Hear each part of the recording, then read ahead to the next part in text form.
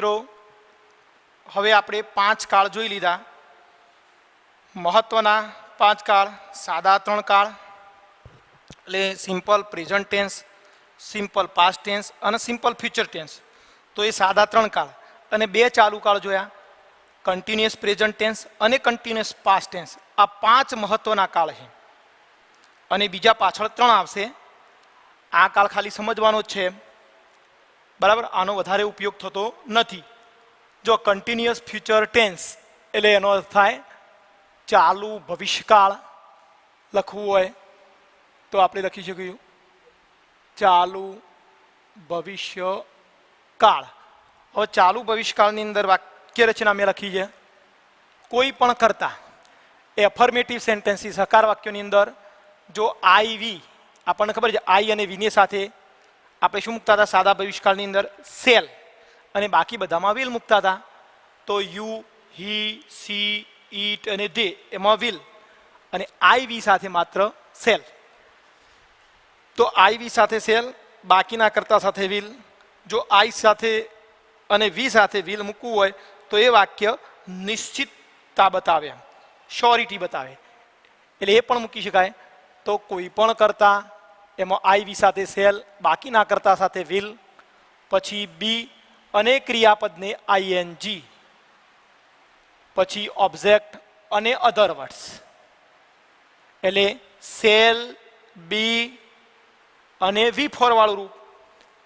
એ જ પ્રમાણે નેગેટિવ વાક્ય રચના લખવી હોય મારે તો નેગેટિવની અંદર કોઈ પણ કરતા આઈ અને વીની સાથે સેલ, બાકી બધા સાથે વિલ. જો નકાર હોય તો વચ્ચે આપણે શું મૂકીશું? નોટ. અને જ્યારે વી ફોર મૂકીએ એટલે વી ફોર મૂક્યા પહેલા સાથે બી મૂકી દેવાનો, જે રીતે અહીંયા બી અને વી ફોર. બી ક્રિયાપદને આઈએનજી. ક્યારે? જ્યારે ચાલુ ભવિષ્યકાળ હોય એ વખતે આગળ સેલ અને વિલ લાગેલો હોય અને પછી બી સાથે વી ફોર વાળું. પછી આપણને ખબર છે ઓબ્જેક્ટ અને અધર વર્ડ્સ. જો ઇન્ટ્રોગેટિવ સેન્ટેન્સીસ પ્રશ્નાર્થ વાક્યો બનાવવા હોય તો પ્રશ્નાર્થ વાક્યોની અંદર આપણે શું કરીશું? જે આ કરતા છે આ કરતાને આપણે અહીંયા મૂકી દઈશું અને સેલ વિલને પહેલા નંબરે મૂકી દઈશું. તો શું કરીશું? સેલ, વિલ, કરતા, બધા જ કરતા. ઓલ કરતા મીન્સ કે આઈ અને વીની સાથે હવે સમજવાનું કે સેલ અને બાકીના કરતા સાથે વિલ. આઈ અને વીની સાથે આપણે વિલ પણ મૂકી શકીએ. તો અહીંયા સેલ, વિલ, કરતા અને પછી તરત જ આ તો સાથે જ આવે વી, બી પછી વી ફોર વાળું રૂપ, બી અને ક્રિયાપદને આઈએનજી વાળું રૂપ. ઓબ્જેક્ટ એટલે કર્મ, શું અથવા તો કોને પૂછવાથી મળે આપણને ખ્યાલ છે. અધર વર્ડ્સ અને ક્વેશ્ચન માર્ક્સ. ડબલ્યુએચ વાળી વાક્ય રચના જોઈએ તો આની આગળ માત્ર આ પ્રશ્નાર્થ ઇન્ટ્રોગેટિવ એની આગળ ડબલ્યુએચ મૂકી દો. તો ડબલ્યુએચ પછી સેલ, વિલ, પછી કરતા ઓલ, બી, બી પછી તરત જ વી ફોર વાળું ક્રિયાપદ, object, other words, question marks. અને હુની વાક્ય રચના એ હકારની મળતી આવે એટલે હું પછી તરત આપણે શું મૂકીશું અહીંયા?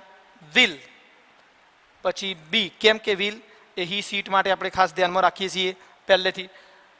પછી બી વી ફોર, બી અને ક્રિયાપદને આઈએનજી, ઓબ્જેક્ટ અને અધર વર્ડ્સ. આ ચાલુ ભવિષ્યકાળની અંદર તો ચાલુ ભવિષ્યકાળ એટલે ભવિષ્યની અંદર કોઈ ક્રિયા ચાલુ હશે એવું અનુમાન કરવા માટે આ ચાલુ ભવિષ્યકાળ વપરાય. હવે આની અંદર વર્ડ્સ કેવા વપરાય? તો જે સાદા વર્તમાનકાળના વર્ડ્સ વાપર્યા, ટુમોરો, જે વર્ડ્સ હતા ટુમોરો એ જ શબ્દો પણ પાછળ સમય હોય પ્લસ નિશ્ચિત સમય, time. Tomorrow at 5 AM, 6 PM એ પ્રમાણે 5 AM, PM એ પ્રમાણે એક નેક્સ્ટ શબ્દ હતો. તો નેક્સ્ટ, નેક્સ્ટ સન્ડે, ગયા રવિવારે. એટ કરીને લખવું હોય તો લખી શકાય એટ ધીસ ટાઈમ, આ સમયે.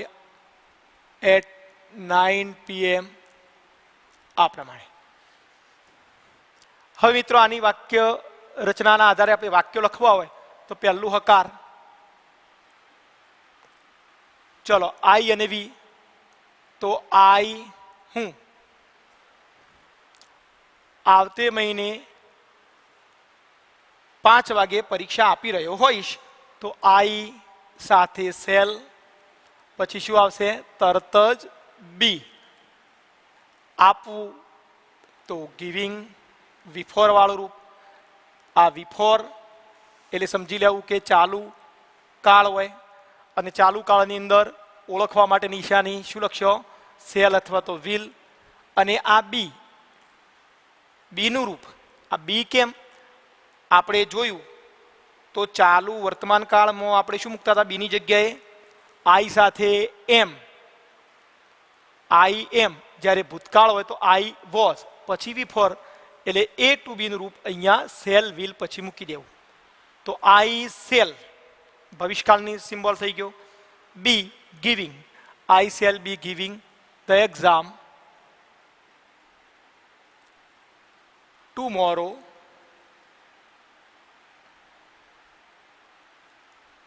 ટુમોરો એટ 5 AM PM, જે લખવું હોય PM 5 વાગે.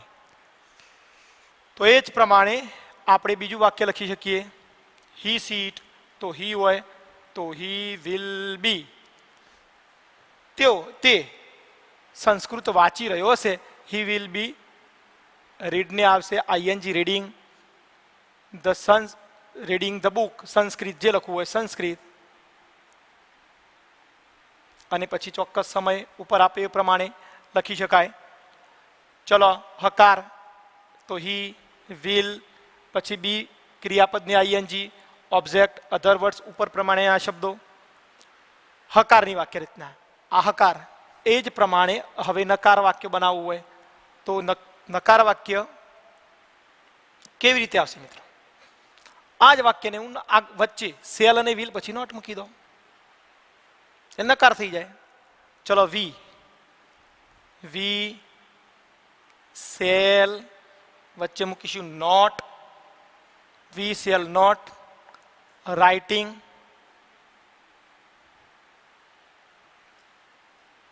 ધ પેપર, પછી other words.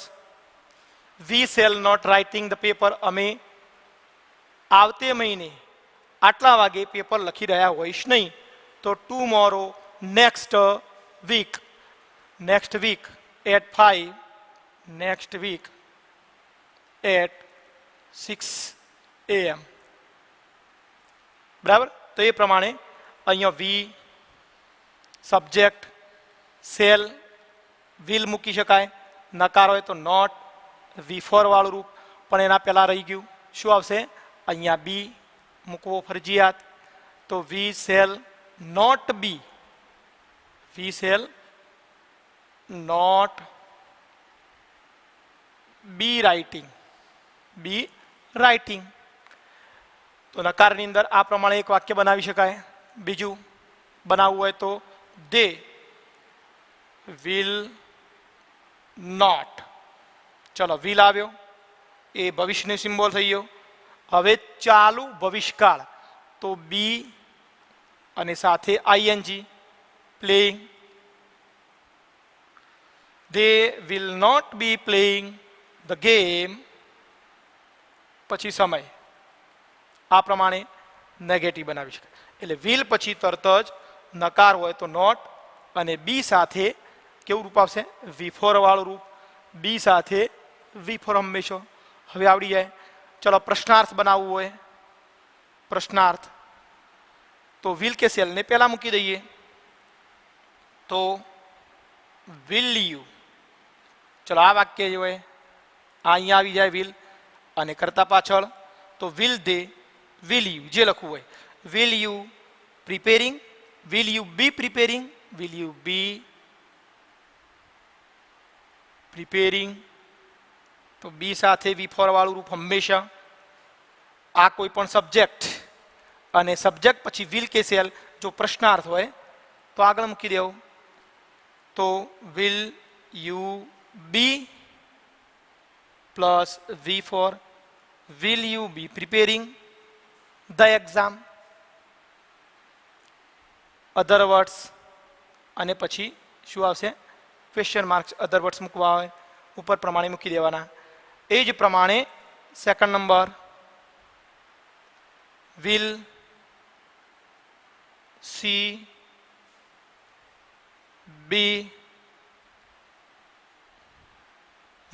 be singing a song in a party, question marks વધારાના શબ્દો. શું તેણી ગીત ગાઈ રહી હશે, એની ગીત ગાવાની ક્રિયા ભવિષ્યની અંદર ચાલુ હશે તો સી સાથે શું આવશે પહેલા નંબરે પ્રશ્નાર્થ હોય તો વિલ, પછી બી અને V4 વાળું રૂપ બી અને ક્રિયાપદને આઈએનજી અને પછી a song in a party સમય આપણે અધર વર્ડ્સ ઉપર મુજબ મૂકી દેવાના. તો આ પ્રમાણે લખી શકીએ. તો આ પ્રશ્નાર્થ. તો મિત્રો હકાર નકાર પ્રશ્નાર્થ એટલે ધ્યાન રાખજો. હકારની અંદર કરતા પછી તરત સેલ વિલ બી અને V4 વાળું રૂપ, નકારમાં સેલ વિલ, નકારની અંદર આપણે શું મૂકીશું સેલ વિલ, પછી વચ્ચે નોટ બી અને V4 વાળું રૂપ. જો પ્રશ્નાર્થ હોય તો વિલ અને સેલને ક્યાં મૂકી દેવાનું પહેલું, અને પહેલા આવે પછી શું આવે તરત સબ્જેક્ટ આવે તો એટલે વિલ સેલ પછી સબ્જેક્ટ અને બી સાથે હંમેશા V4 વાળું રૂપ.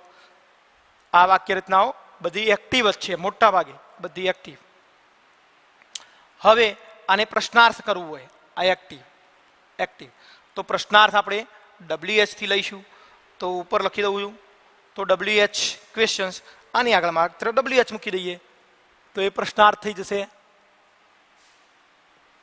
તો WH ક્વેશ્ચન્સ માં બે example where when what why. તો number 1 where will you be drawing a picture, question marks.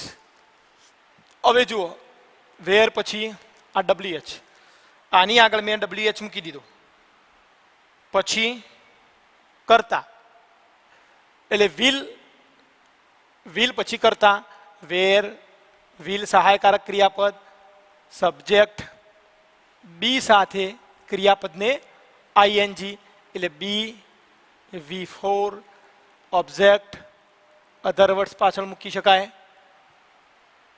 Tomorrow at this time, tomorrow at જે સમય હોય એ આપણે લખી શકીએ. એ જ પ્રમાણે બીજી એક્ટિવની વાક્ય રચના લખીએ. વાય વિલ હી શા માટે તે બી રીડિંગ વાંચી રહ્યો હશે his book tomorrow વધારાના શબ્દો at 5 PM આવતીકાલે અથવા આ સમયે 5 વાગે શા માટે આ પુસ્તક વાંચી રહ્યો હશે તો વાય WH પછી તરત જ વિલ આ સબ્જેક્ટ બી સાથે આઈએનજી એટલે કે V4 બી પ્લસ V4 અને ઓબ્જેક્ટ તેના પુસ્તક હિઝ બુક તેનું પુસ્તક અને અધર વર્ડ્સ. હુથી વાક્ય રચના બનાવી હોય જુઓ તો હુથી આપણે આ WH થી થઈ ગયું. WH સેલ વિલ કરતા બી V4 ઓબ્જેક્ટ અધર વર્ડ્સ. હવે હુથી વાક્ય રચના બનાવીએ તો હું પછી તરત શું આવશે વિલ બી V4. આની અંદર કરતા છે આ કરતા આવશે નહીં. હંમેશા હુની વાક્ય રચના હોય એ આ પહેલા નંબરની વાક્ય રચના એ કરતાની જગ્યાએ માત્ર હું મૂકી દઈએ એટલે દરેક કાળની અંદર બની જાય. ફક્ત નકાર પ્રશ્નાર્થ અને WH એ ઓલ્ટરનેટિવ સરખી જ છે. નકાર ઉપરથી આપણે પ્રશ્નાર્થ બનાવી શકીએ અને પ્રશ્નાર્થ ઉપરથી WH બનાવી શકીએ. જ્યારે હુની બનાવી હોય તો એ વખતે હંમેશા આ હકાર પહેલા નંબરની વાક્ય રચનાને ધ્યાનમાં રાખવાની અને જ્યાં કરતા હોય ત્યાં હું મૂકી દેવું. અહીંયા કોઈ જગ્યાએ જો અહીંયા કરતા આવ્યો તો અહીંયા કોઈ દિવસે અહીંયા ક્યાંય કરતા નહીં આવે, એટલે જે કરતા હોય એ કરતાની જગ્યાએ હું મૂકી દઈએ એટલે વાક્યરચના થઈ જાય. ટૂંકમાં હકારની વાક્યરચના ની સાથે હુંની વાક્યરચના મળતી આવે. બરાબર. તો અહીંયા લખીએ આપણે આ બાજુ હું કોણ. ચાલો હુંની વાક્યરચના લખજો ઉપર WH. આ WH પ્રશ્નો. હવે અહીંયા હુંથી પ્રશ્ન.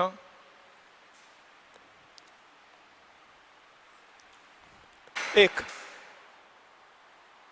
હુંથી પ્રશ્નો. અહીંયા WHO હુ થી પ્રશ્નો. ધ ક્વેશ્ચન ઓફ હુ એમ પણ લખી શકાય. નંબર 1 ચલો હુ શું આવશે? આપણે શું કરીશું? Who will. હવે આમાં કરતા નહીં આવે, પછી બી કરીને who will be reading a book. કોણ પુસ્તક વાંચી રહ્યું હશે? પછી પાછળ પેલા સમય પ્રમાણે અને ક્વેશ્ચન માર્ક્સ. એટલે વિલ બી અને વિફોર વાળું વાક્ય. બીજું વાક્ય આપણે લેવું હોય તો who will be driving. Who will be driving a car. કોણ કાર ચલાવી રહ્યું છે ભવિષ્યની અંદર? બરાબર. પાછળ વધારાના શબ્દ મૂકી શકાય. એટલે આ હું એ પોતે કરતા ગણી શકાય. અને હું પછી તરત જ તમારે શું મૂકવાનું? વિલ કે શેલ. પણ અહીંયા ખાસ કરીને આપણે શું મૂકીશું? વિલ. અહીંયા બી અને વિફોર વાળું બી પ્લસ વિફોર પછી ઓબ્જેક્ટ અને આ વિલ. મિત્રો આ પ્રમાણે વાક્યરચના બનાવી શકાય સાદા ભવિષ્યકાળની. તો અહીંયા 6 કાળ પૂર્ણ થયા. એમાં 5 મહત્વના છે. 3 સાદા કાળ, સાદો વર્તમાન કાળ, simple present tense, simple past tense and simple future tense. કન્ટિન્યુઅસમાં 2, કન્ટિન્યુઅસ પ્રેઝન્ટ અને કન્ટિન્યુઅસ પાસ્ટ ટેન્સ. આ 5 કાળનું સૌથી વધારે આવે છે. આની એટલો બધો મહત્વનો નથી આ કાળ.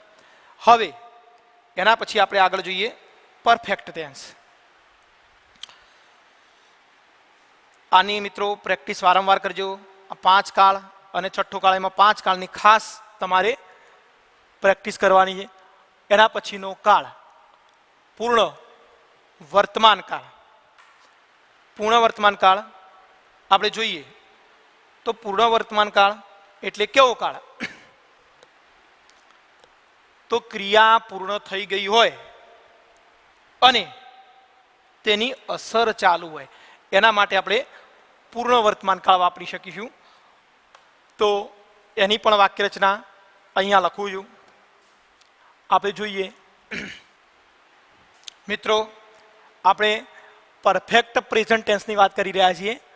તો પરફેક્ટ એટલે પૂર્ણ, પ્રેઝન્ટ એટલે વર્તમાન અને ટેન્સ એટલે કાળ. તો પૂર્ણ વર્તમાન કાળ. પૂર્ણ વર્તમાન કાળ એટલે કેવો કાળ? એની મેં વાક્યરચના લખી છે કે જેની ક્રિયા, કોઈ પણ ક્રિયા ભૂતકાળની અંદર પૂર્ણ થઈ ગઈ હોય પરંતુ એની અસર ચાલુ હોય તો એવો કાળ એટલે પૂર્ણ વર્તમાન કાળ. એમાં 2 કાળ આવે. પૂર્ણ વર્તમાન કાળ બરાબર આના માટે આપણે લખવું હોય તો present plus past. Present plus past બરાબર પરફેક્ટ પ્રેઝન્ટ ટેન્સ. આ બંને કાળ એ આ કાળનું મિશ્રણ કહેવાય. એટલે મેં ખાઈ લીધું છે, મેં વાંચ્યું છે, મેં પેપર લખ્યું છે. તો લખ્યું અને છે એ રીતે આ પૂર્ણ વર્તમાન કાળ આવે. તો મિત્રો જોઈ લઈએ એમાં હકાર, નકાર, પ્રશ્નાર્થ અને WH. તો આની અંદર થોડીક આપણને નવી બાબત જોવા મળશે. તો આ બાજુ જોજો, હકાર ની વાક્યરચના આપણે જોઈએ તો હકારની અંદર આપણને ખ્યાલ છે તો કરતા અહીંયા આઈ, વી, યુ અને ધે. તેમજ બહુવચન કોઈ પણ કરતા હોય, તેની જગ્યાએ કોઈ બહુવચન કરતા હોય એ પ્રમાણે બીજો કરતા હી, સી અને ઈટ. આઈ યુધ્ય પછી તરત જ હેવ મૂકવો અને હી સીટ પછી હેઝ મૂકવું. આટલું ધ્યાન રાખવું.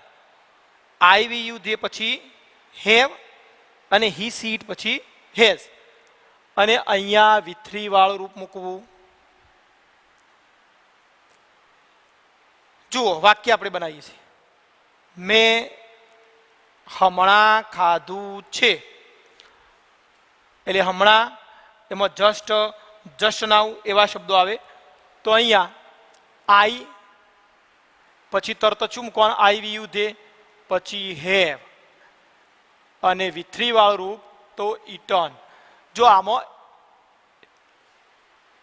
વિથ્રી વાળું રૂપ આવે, આપણે એમ કહેતા હતા કે વિથ્રી વાળું રૂપ એ માત્ર પેસિવમાં જ આવે, પરંતુ આ કાળની અંદર એક્ટિવમાં પણ આવે અને પેસિવમાં પણ આવે. એટલે હેવ હેઝ પછી તરત જ વિથ્રી વાળું રૂપ મૂકવું. તો ખાધું અથવા ખાઈ લીધું છે, જમી લીધું છે. એટલે ખાઈ લીધું તો આ ભૂતકાળ થયો અને છે એ વર્તમાન કાળ થયો. તો આઈ હેવ ઇટન. ચલો વી મૂકીએ તો વી હેવ ઇટન. યુ મૂકીશું તો યુ હેવ ઇટન. વિથ્રી વાળું પહેલું નહીં, બીજું નહીં અને ત્રીજું. V1 નહીં, V2 નહીં અને માત્ર ને માત્ર V3. They have eaten. હવે હી સીટ મૂકવું હોય તો અહીંયા હી સી ઈટ સાથે શું આવશે? હંમેશા હેઝ. He has eaten. તેને ખાઈ લીધું છે. એટલે અહીંયા વિથ્રી વાળું રૂપ. હી સી ઈટ સાથે હેઝ એટલે ખાઈ લીધું છે. તો અહીંયા પણ હેઝ અને વિથ્રી એટલે કે ભૂતકાળ પ્લસ શું આવશે? વર્તમાન કાળ. આપણે ગુજરાતી કરીએ તો ખ્યાલ આવી જાય. He has eaten. ચલો એ પ્રમાણે બીજું એક ક્રિયાપદ લઈએ.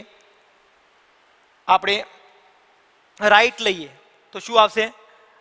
આઈ વી યુ દેથી આઈ હેવ. રાઈટનું શું થશે? V three return. I have return. મેં લખ્યું છે. I have return. ચલો we have return. You have return. They have return. અને હી સી ઇટ હોય તો એની સાથે હેઝ આવે માત્ર. તો હી હેઝ. અહીંયા રિટર્ન. અહીંયા તો વિથ્રી આવશે જ, અહીંયા પણ વિથ્રી આવે. પણ એટલું ધ્યાન રાખો, આઈ વી યુ ધે તો એની સાથે હેવ અને હી સી ઇટ સાથે આઈ વી યુ ધે અને હી સી અને ઈટ હોય તો એની સાથે હેઝ આવે. એટલે has plus V3. Has plus V3. લખ્યું. જુઓ લખ્યું છે, તેને લખ્યું અને છે તો લખ્યું એ ભૂતકાળ. આ ભૂતકાળ પાસ્ટ ફોર્મ અને છે એટલે વર્તમાન કાળ. તો પાસ્ટ પ્લસ પ્રેઝન્ટ. બરાબર. પાસ્ટ પ્લસ પ્રેઝન્ટ બરાબર એટલે ભૂતકાળ વત્તા વર્તમાન કાળ બરાબર પૂર્ણ વર્તમાન કાળ થાય. એ જ પ્રમાણે જો આપણે નકાર લખવું હોય તો અહીંયા નકાર. તો નકારની વાક્ય રચનામાં શું આવશે? અહીંયા જોઈએ આઈ હેવ વચ્ચે આપણે નોટ મૂકી દેવાનું. બસ એક વાક્ય લખું છું અહીંયા. આઈ હેવ ઇટન છે તો નોટ ઇટન. હેવ અને V3 તો ખરું જ. આઈ સાથે હેવ, વી સાથે have, you have, they have. આ ખાસ ધ્યાન રાખો. I have, we have, you have, they have. Boys બહુવચન હોય. Boys have, children have. પછી નકાર હોય તો નોટ અને પછી ઇટન. અને હી સી ઇટ હોય તો he has, she has, it has, a boy has. Child હોય એક વચન, child has, monkey has, computer has, આ રીતે ટૂંકમાં હી સી ઈટ અને એક વચન તો હેઝ, પછી નોટ નકાર હોય તો અને ઈટન. ટૂંકમાં ધ્યાન રાખજો, આઈ વી યુ દે તો હેવ અને હી સી ઈટ તો હેઝ. ઉપર મેં લખ્યું જ છે આઈ વી યુ દે સાથે હેવ અને હી સી ઈટ સાથે હેઝ પ્લસ V3 એટલે પૂર્ણ વર્તમાન કાળ બની જાય. તો મેં ખાધું નથી, જો અહીંયા ખાઈ લીધું છે અને ખાઈ લીધું નથી એવું લખવું હોય તો ખાઈ લીધું ભૂતકાળ થયો છે તો અહીંયા નકારમાં નથી એટલે ટૂંકમાં અહીંયા ખાઈ લીધું એ ભૂતકાળ અને નથી એ વર્તમાન કાળ એટલે ભૂતકાળ અને વર્તમાન કાળ ભેગા થયા એટલે પૂર્ણ ભૂતકાળ એની નકારની વાક્ય રચના થઈ ગઈ. તો એ જ પ્રમાણે આપણે પ્રશ્નાર્થ લખી શકીએ. શું તમે ખાધું છે? તો પ્રશ્નાર્થ, તો પ્રશ્નાર્થમાં મિત્ર શું મૂકીશું? પહેલા જ હેવ. હવે હેવ પછી કયા કરતા હોય હંમેશા આપણને ખ્યાલ છે આઈ we you they, I we you અને દે. અને જો હેઝ હોય તો શું હશે? હી સી અને ઈટ. હવે રહ્યું શું? આઈ વી યુ દે સાથે આપણે હેવ મૂકતા હતા, આઈ વી યુ દે સાથે હેવ, હી સી ઈટ સાથે હેઝ મૂકતા હતા. તો એ તો મૂકી દીધું શરૂઆતમાં, આ શરૂઆતમાં અને કરતા બીજા નંબરે, હેજ શરૂઆતમાં, કરતા બીજા નંબરે. પણ રહ્યું શું? V3 વાળું રૂપ. અને આ બંને પછી તરત જ આપણે V3 અને છેલ્લે question marks, V3 plus question marks આવી રીતે આવે. તો આપણે પ્રશ્ન પૂછવો હોય હેવ યુ, કોઈ પણ કરતા હેવ યુ ઇટન, શું તમે ખાઈ લીધું છે? હેવ દે પ્લેડ, શું તેઓ ક્રિકેટ રમ્યા છે? રમ્યા છે. Have you drone a picture? Have you પછી ડ્રોનું શું થશે? ડ્રોન. હું અહીંયા લખું છું, ધ્યાન રાખજો, ઉપર લખું છું વાક્ય આ રીતે.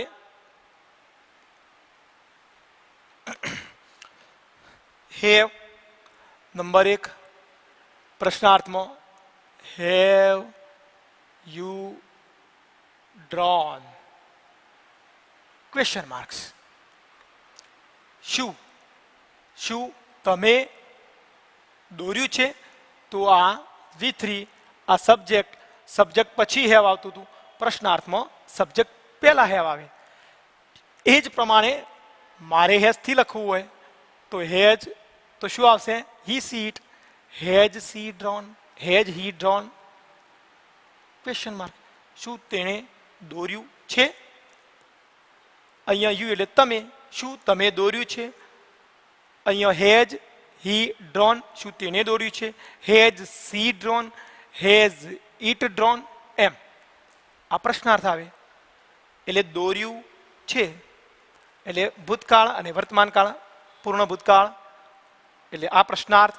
અને પછી WH મૂકવું હોય તો WHમાં આની આગળ WH મૂકી દઈએ તો WH પ્લસ હેવ. હવે હેઝ, ચલો હવે કયો કરતા આવે એ આપણને ખબર હોવી જોઈએ. સબ્જેક્ટ અને પ્લસ V3 અને ક્વેશ્ચન માર્ક્સ, આ શોર્ટ ફોર્મ. વાય લખવું હોય તો વાય હેવ. અહીંયા કયો સબ્જેક્ટ લખીશું? હેવ આવે એટલે કોઈ પણ I we you they. Why have you, બરાબર. WH હેવ સબ્જેક્ટ અને રાઇટનું V3 આપણે રિટર્ન લખીએ.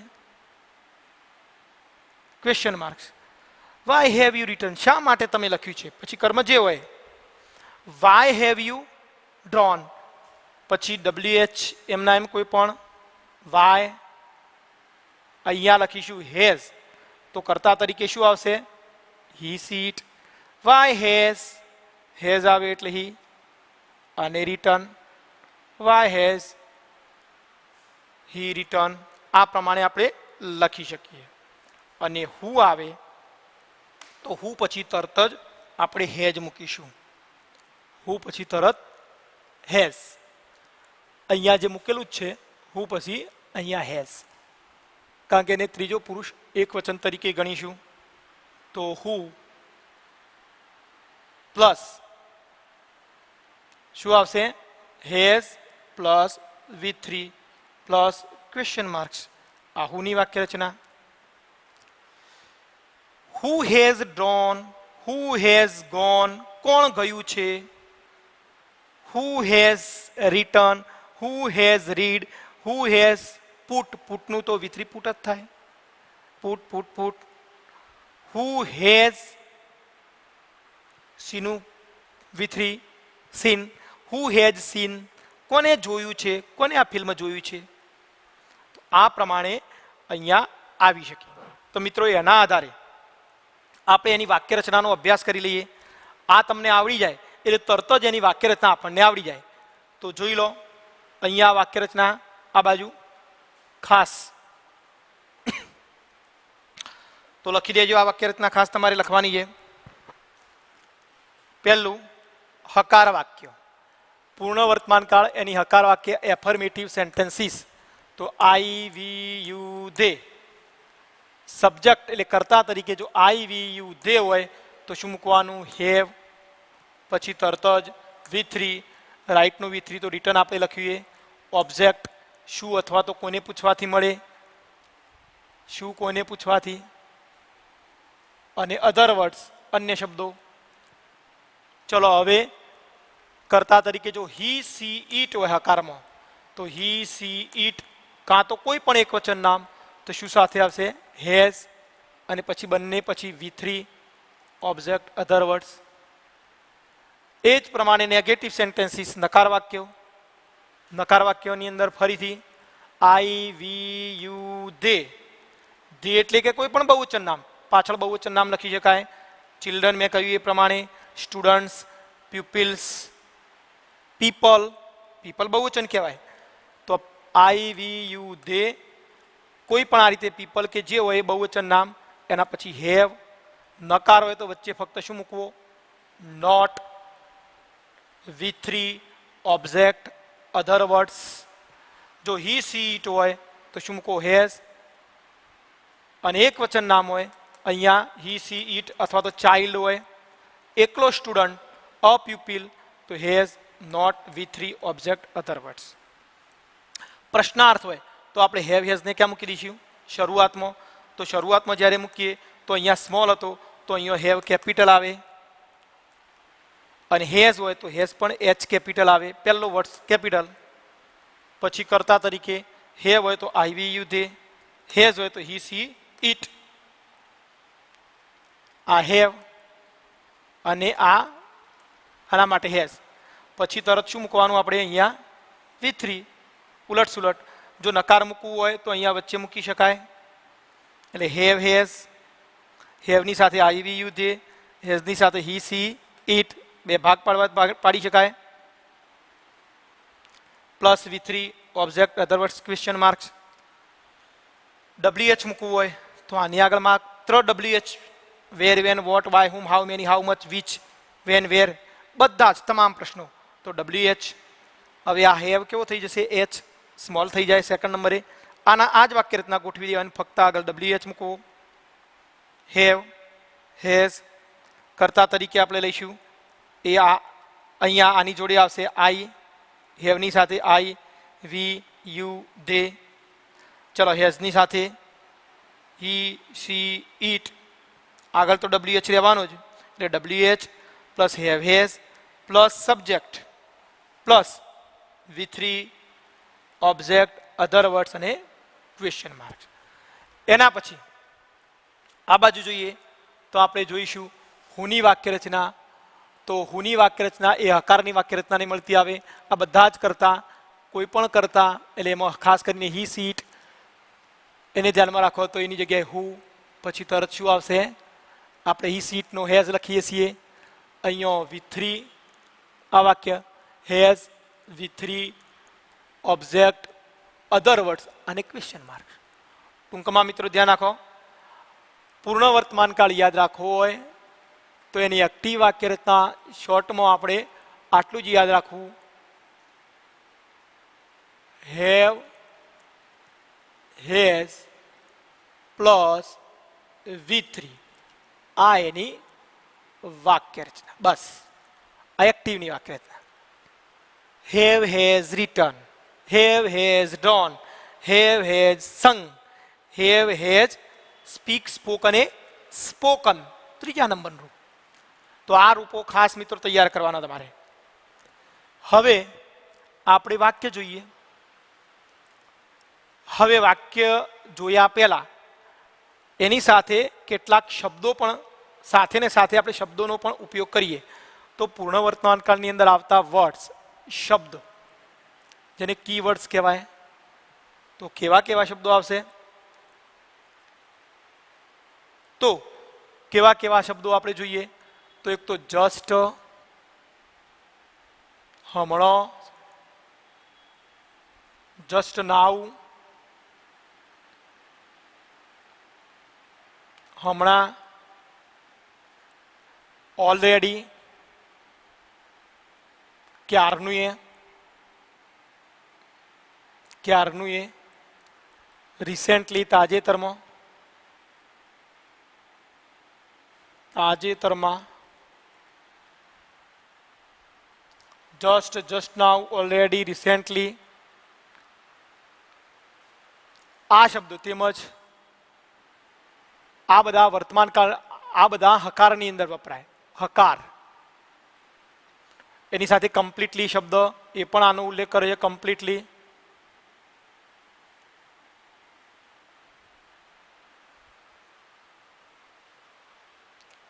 ત્યાર પછી નકારની અંદર, નકારની અંદર આપણે વાક્યના અંતે એટ, હજુ સુધી, પ્રશ્નાર્થની અંદર આપણે વાપરી શકીશું એવર, ક્યારેય, કોઈ પણ પ્રશ્નાર્થમાં એવર. અને જો એવરનો આનો જવાબ આપવો હોય તો જવાબ આપીએ તો જવાબ નેવર જેવા શબ્દોની અંદર આવે. એવર, EVER તો નેવર જવાબ આ પ્રશ્નની અંદર. Have you ever seen Bombay, શું તમે ક્યારે બોમ્બે જોયું છે? તો જવાબ ના, I have not, I have never seen Bombay, મેં બોમ્બે જોયું નથી એમ. તો એ રીતે પ્રશ્નાર્થ સાથે WH પણ આવી જાય. તો આ પ્રમાણેના શબ્દો.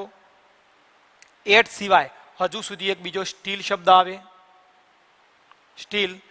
તો આ પ્રકારના શબ્દો એ આપણે વાપરી શકીએ. તો ધ્યાન રાખજો ખાસ. આના સિવાય પણ બીજા શબ્દો છે. એક સિન્સ, વાક્યના અંતે, અંતે સિન્સ જે ચોક્કસ સમય બતાવે. ફોર સમયગાળો બતાવે.